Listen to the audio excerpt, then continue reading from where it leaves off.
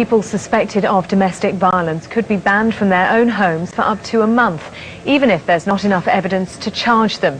The government is planning to give police power to stop them having any contact with their alleged victim for 48 hours. Courts would then be able to extend the order for up to 28 days. A pilot scheme will start next summer. The police and other agencies will be in touch with that victim daily if necessary, making sure she's safe and well. So this legislation has teeth. It will enable the police to make arrests for people who act in breach of these orders and go back to the address, possibly causing more risk and more abuse. We need to look at a therapeutic approach to domestic violence, because it's not what we generally think, which is patriarchy, what all men do to all women. The majority of men do not lift a finger to women. What this is, it's a learned pattern of childhood. If you're born and raised in a violent family, this is how you know to behave, whether it's boys or girls. So the suggestions that 1 in 4 women at some time in their life will be a victim of domestic violence, you don't what Theresa May is not saying to that. Is 1 in 4 women and 1 in 6 men. These are figures. 2 women die every week. So they need to be separated for but 1 woman, parties. 1 man dies. Well, what we need to do is to come into the home where there is domestic violence with a therapeutic approach to both sides, because you know you all weep over baby P, but when he grows up to be a monster, you're going to hate him. But in the first instance, both sides need to be separated. But throwing him out of the house for 48 hours doesn't help anything, because half the time he's going to be innocent, and it just makes the condition worse. So what should happen? Where there's suspected domestic violence, the police should be involved, and the next day the matter should be taken up with the refugees and with the social services and other people involved. So if there has been domestic violence, you think that the police shouldn't act until the next day?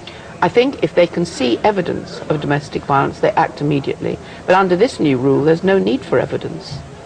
It's not a matter of not having any evidence, it's a matter of not having any evidence that could be taken to court. Well, if there's evidence that can be taken to court, the scratches, bruises... So you're saying if there is evidence that that there has been some sort of domestic violence, even if it's not enough for a prosecution, they should or shouldn't be separated? If there's any evidence, they should be separated. But the majority of what happens is there is no evidence. It's just simply on the say-so of the person making the call, which is always, virtually always women. Thank you very much indeed for joining us. Thank you for your input and expertise. So, as we were saying, 40 years since you opened that first refuge. Yes.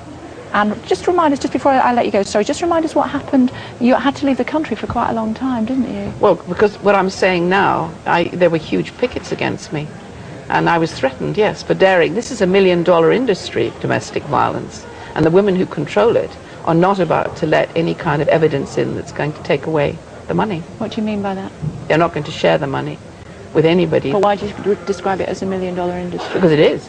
It's, you know, in what way? The National Federation of Women's Aid gets something like 12 million from the government, let alone all the rest of it. So you're saying they're manipulating the government in order to continue? Yeah, what they always have. This was hijacked in 1974. And what I'd said from the very beginning, which is that it isn't a gender issue, it's an issue of learned pattern of behavior in childhood, was actually superseded by a very highly efficient machine called the feminist movement, which simply claimed it's what all men do to all women. So you're suggesting that generally women are manipulating the system in order... Yeah, because everybody knows, and the figures have been there for years, the worst violence is between 2 women. Okay. Thank you very much indeed, Erin Pizzey. Thank you.